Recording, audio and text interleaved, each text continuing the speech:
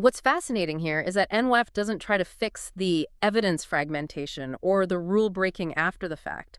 It stops the dominoes from falling by freezing the very first one in place. It just eliminates identity drift entirely. Exactly. So if identity drift causes systemic collapse, the next logical step is figuring out how to freeze identity in place to prevent that drift in daily operations. How does Nwaf actually achieve that? It achieves it by introducing something called a digital substrate and utilizing identity invariance. Let's define those for the listener. Let's start with a digital substrate. What is that, practically speaking? Think of a substrate not as a software application you install, but as the digital physics of the environment itself. Okay, the physics. Right. If current software is like a dirt road where you can easily drive off into the mud, a digital substrate is like a monorail track. The rules of where you can go are built into the physical environment. I really like that. And within this monorail track, we have identity invariance. Invariance meaning things that do not vary, things that mathematically cannot change. In the N-Merald architecture, these invariants act as cryptographic structural anchors. They prevent drift across three highly specific elements of any transaction: Which are? the actor, the request, and the governed duty. The actor, the request, and the duty. So who is doing it? What are they trying to do? And what are the specific corporate or legal rules governing that action? Yes. And Nwaf binds these three things together at runtime. I want to push on that for a second. Binds them together at runtime. Are we talking about a blockchain ledger here? Smart contracts? Not quite blockchain, but it uses similar cryptographic principles. How does it mechanically freeze these things at the exact moment a decision is being made? It utilizes cryptographic binding. At the exact millisecond a user attempts to execute an action, the NWF substrate generates a unique, unbreakable cryptographic hash. A hash that links everything together. Right. That hash permanently and mathematically links the user's verified identity, whether that's through hardware keys or biometrics, to their exact role permissions, the specific nature of the request, and the company's rulebook. And because these elements are cryptographically bound at runtime, continuity stops being just like a cultural aspiration. It becomes an architectural property of the substrate itself. That distinction is paramount. Today, most companies rely on a culture of compliance. They send employees to training seminars and hope they follow the rules. Which they often don't. Right. But NWO hard-codes the compliance into the actual structure of the system. You are no longer relying on human perfection. Precisely. And to make this architectural reality function, the notes detail what they call the 4 pillars of reconstructibility. Walk me through these pillars. Well, if you want every single decision to be rock solid and immune to that 4.9% drift, you need all 4 of these pillars to bind simultaneously. Okay, what's the first one? The first pillar is identity invariance. As we discussed, the identity of the actor is cryptographically verified and absolutely cannot drift. Makes sense. And the second? The second pillar is authority binding. So the system strictly binds that exact verified identity to a specific predefined authority. Right. It knows exactly who you are and exactly what you are mathematically permitted to do. You cannot punch above your weight class. Okay, what about the third pillar? That would be request admissibility. The action you are trying to take must be structurally sound and permitted within your bound authority. So you can't ask the system to do something it doesn't recognize. Exactly. And the final pillar is duty governance. Duty governance. Right. The entire transaction must be governed by the specific duties assigned to that role. It ensures the action isn't just possible, but that it is actively compliant with the overarching rules of the organization.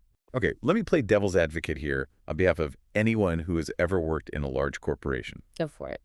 I'm thinking about daily organizational management.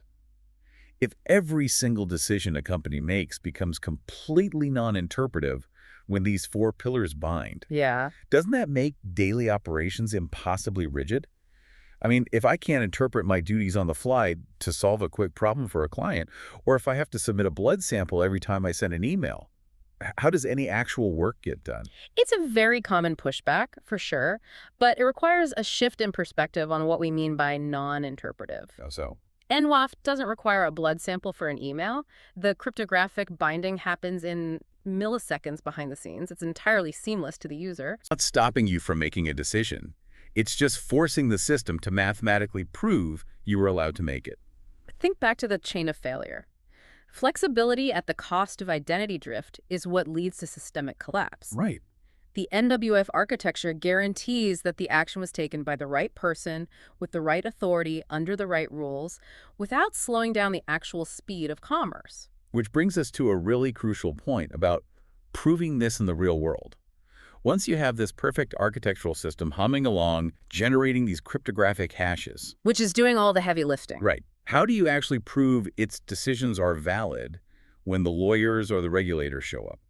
The research focuses heavily on a concept called legal compression. What is that? Legal compression is arguably the most powerful outcome of the Nwaf architecture. Okay. Let's look at a traditional system. If a regulatory body audits a bank and wants to prove a specific financial decision was valid, the bank has to deploy digital forensics teams. Digging through years of emails, chat logs, system timestamps, and meeting notes. They are essentially trying to piece together that fragmented evidence we talked about earlier. It takes months and costs millions of dollars. Legal compression solves this by reducing those sprawling, complex decision chains into a single piece of admissible runtime evidence. Because Nwaf already did the work up front. Exactly. Because it bound the identity, stabilized the authority, and governed the duty at the exact moment of the action, it essentially compresses all that necessary proof into a single, undeniable, cryptographic truth. It produces mathematically undeniable, legally admissible evidence automatically as a byproduct of simply doing business. Here's where it gets really interesting, though. Because we aren't just talking about human employees making decisions anymore. I want to bring up this concept from the research called authority without title. Ah, yes. This raises an important question, and it is where the implications of Nwaf become truly massive. We are entering an era where AI systems and autonomous agents are making critical split-second decisions, right? Absolutely. We have AI executing high-frequency financial trades, approving consumer loans, managing global logistics contracts. They are exercising real-world, highly consequential authority. But without a formal title. Exactly. And AI isn't the director of operations, it's just a program. So how does Nwaf deal with a machine making decisions? This is perhaps the most critical vulnerability in modern digital governance. Without the Nwaf substrate, AI exercises what we call emergent authority. Suddenly, this bot has assumed the legal authority to terminate contracts. Just to save a few bucks? Right. That emergent authority is incredibly dangerous because it is highly susceptible to our old friend, identity drift. Because there's no human in the loop to realize the AI just stepped completely outside its intended boundaries. The AI reinterprets its duties, and the entire system can collapse at lightning speed. It can cost a company millions before anyone even notices. But under the Nwaf substrate, the AI's identity is bound just like a human's. Exactly. The AI cannot exercise emergent authority. Nwaf forces the AI to operate within a governed, cryptographically bound authority constraint. So it forces the AI to play by the exact same architectural rules of reconstructibility as a human CEO. It is the structural mechanism that prevents illegitimate authority drift in non-human actors. That's huge. The AI literally cannot act outside of its legally compressed, bound authority because the substrate simply won't permit the transaction to execute. Every decision that AI makes is completely admissible and mathematically defensible. Right. So we've looked at this on a micro level. We see how it works for a single AI agent or daily operations within a single corporation. But to really grasp the magnitude of this framework, we need to scale this up. What happens when you apply Nwaf to an entire government? The research explicitly addresses this through the lens of what they call the national substrate. Okay. Think about how a national government operates today. You have the Department of Defense, the Treasury, Health and Human Services. Very siloed. Extremely. They all operate on their own legacy software systems. They all have their own definitions of digital identity and their own cultures of governance. Which means when they try to communicate with each other, they are highly prone to regional drift and departmental reinterpretation. Exactly the problem. A digital credential in one department might mean something totally different in another. But when a government adopts Nwaf, it lays down a uniform identity substrate across all departments. Right. Suddenly, the boundary of authority between a federal agent in Washington, a tax auditor in New York, and a local enforcement officer in a border town is entirely reconstructible on the same mathematical foundation. It's like installing a universal operating system across every single government agency so they all speak the exact same language of admissible truth. It creates what the literature calls admissible transformation pathways. Admissible transformation pathways. Right. It ensures that when a policy is created at the top level, its real-world enforcement on the ground is continuous and structurally guaranteed. You don't have inconsistent enforcement because the authority is bound at the substrate level. The laws aren't just written on paper anymore, they are hard-coded into the digital architecture of the state itself. That's incredibly powerful. And if we connect this to the bigger picture, the notes reveal that even the national substrate isn't the final form. There's more. Widespread adoption of Nwaf transitions this concept from just a theoretical governance tool for a single country into a true planetary architecture. Planetary architecture. That is a massive phrase. It almost sounds like science fiction. It sounds like it, yeah. But it is the ultimate form of continuity architecture. We are talking about the planetary substrate. What does a planetary substrate actually look like in practice? It means cross-border continuity. It means global reconstructibility. Okay, because right now, things are pretty disconnected globally. Right. In today's world, a legally admissible digital decision in one country might mean absolutely nothing in another because the systems of evidence and cryptographic standards are incompatible. They just don't talk to each other. NWAF enables what is known as admissible interoperability. So if an autonomous cargo ship leaves Shanghai and an AI agent executes a complex supply chain contract during the voyage, Which happens constantly. right, that digital contract is instantly and mathematically admissible in a court in Rotterdam or London because all those jurisdictions are operating on the same identity invariant substrate. You've captured it perfectly. It creates identity invariant governance across entirely different sovereign jurisdictions. It acts as a digital governance stabilizer for the globe. The sources note that this marks the arrival of Nwaf not just as an interesting tech concept, but as a mandatory runtime identity substrate for the planet. So what does this all mean? If we step back and look at the whole picture, it seems like the arrival of the Nwaf substrate fundamentally changes how human society operates. It really does. We are shifting governance from a fragile human agreement, something written on paper that relies on people keeping their promises and passwords safe, into a hard-coded, unshakable planetary reality. That is the core takeaway from the research. For decades, we have tried to solve the 4.9% problem with more rules, more compliance training, more internal audits. And it hasn't worked. No, NWMAP proves that doesn't work. No. The only way to stop the collapse is to change the architectural reality of the environment itself. We've really gone on a journey today.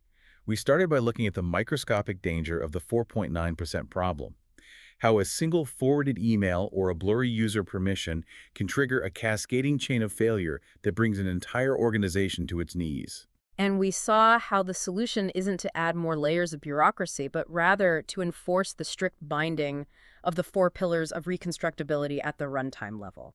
Identity invariance, authority binding, request admissibility, and duty governance. Exactly. Which allows us to achieve that amazing concept of legal compression turning massive, messy webs of fragmented digital evidence into singular, undeniable, diamond-like proofs of authority. Right.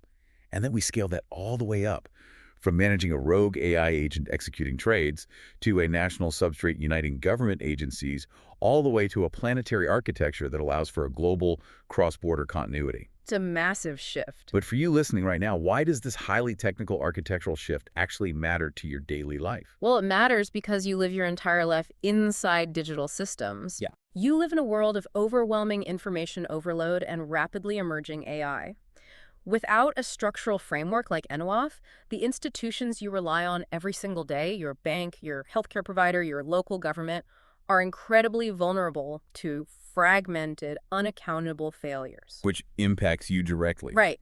Having a planetary architecture where authority is undeniably anchored protects you from being collateral damage when those fragile systems inevitably collapse. It protects you from the invisible foundation crumbling beneath your feet while you're just trying to go about your day. Yeah. Which brings us back to where we started. Full circle. Yeah.